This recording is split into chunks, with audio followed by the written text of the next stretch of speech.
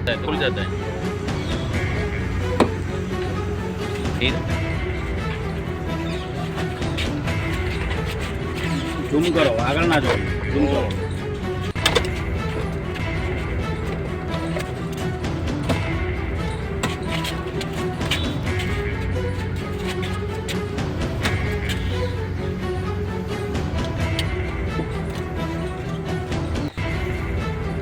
ये किस चीज का कपलर है?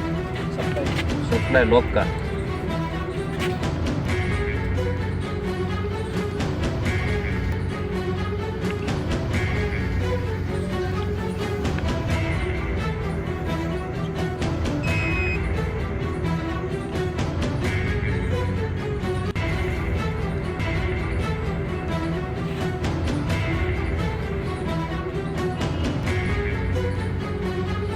फोन से वाईफाई के डिटेल्स फिर से जो मालिक चाबी है वो तो यूज लेने की अपने अंदर आ रही है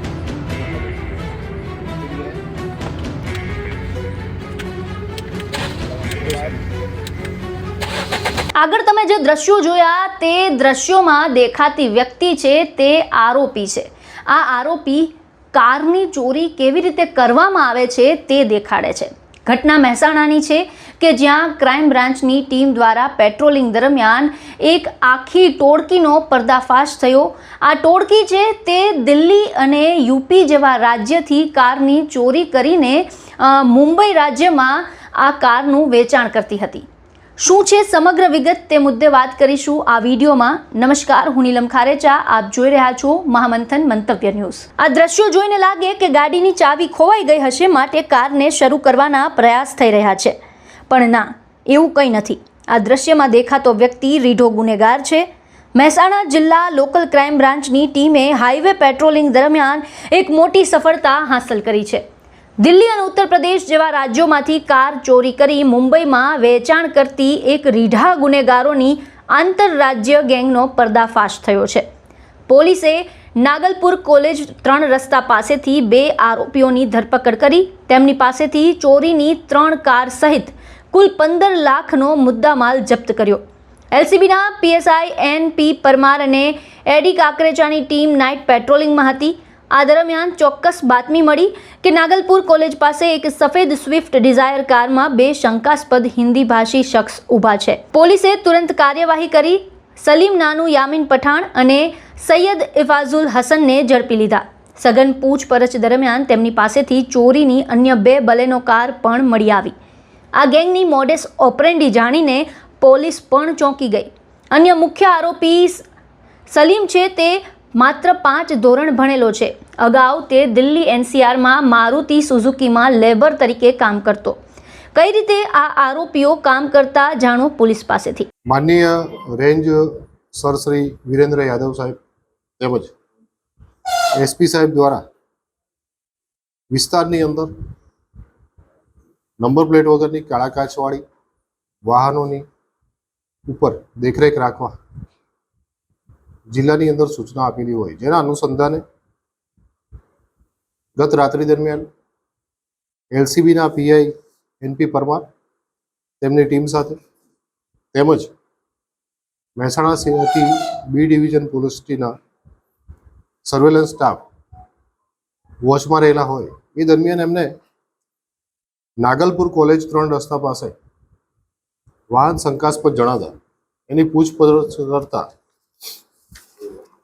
સલીમ નાનુ યામીન પઠાણ જે ઉત્તરાખંડના રહેવાસી છે અને સૈયદ ઇફાઝુલ હસન મોહમ્મદ જિયાઉદ હસન કે જેઓ મુંબઈ મલાડ વેસ્ટ ખાતેના રહેવાસી છે, એમની પાસેથી 2 બલેનો કાર અને એક સ્વિફ્ટ ડિઝાયર કાર શંકાસ્પદ મળી આવે, જેની તપાસ કરતા નંબર પ્લેટ વગરની હોય, જેથી એના એન્જિન ચેચિસ નંબરના આધારે તપાસ કરતા Swift Dzire UP 14 DZ 5159 number, Baleno ગાડી યુપી 14 DZ 4053 નંબર તેમજ બીજી એક બલેનો ગાડી DL 12CN 9321 નંબરની હતી। ઉપરોક્ત નંબરો અન્ય રાજ્યના હોય એલસીબી પીઆઈ તેમજ બી ડિવિઝન પોસ્ટે પીઆઈએ ટીમ મારફતે સર્વેલન્સ કરાવી અને વધારે તપાસ કરતા આ આરોપીઓ જે છે એમને આ વાહનો યુપી અને દિલ્હીના વિસ્તારમાંથી અંદાજિત 6/1/2026ના રોજ ચોરી અને મુંબઈ આપવા જવાના છે એવી હકીકત અત્યારે પ્રાથમિક દ્રષ્ટિએ જણાઈ આવેલ છે.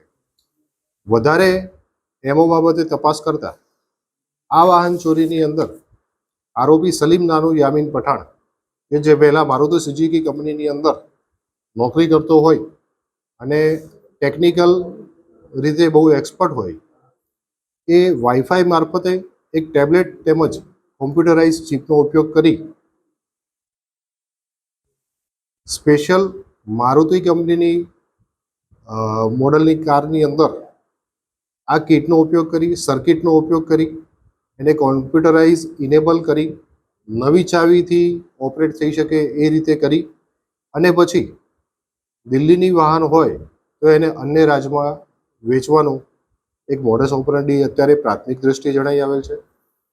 અને આ સદર વાહનો દિલ્હીથી ચોરાયેલા હોય એને એલસીબી તેમજ બી ડિવિઝન પોસ્ટેના સર્વેલન્સ સ્ટાફ દ્વારા હસ્તગત કરી અને આગળના પોલીસ સ્ટેશનને, દિલ્હીના પોલીસ સ્ટેશનને જાણ કરી અને એમને સોંપવાની તજવીજ કરેલ છે.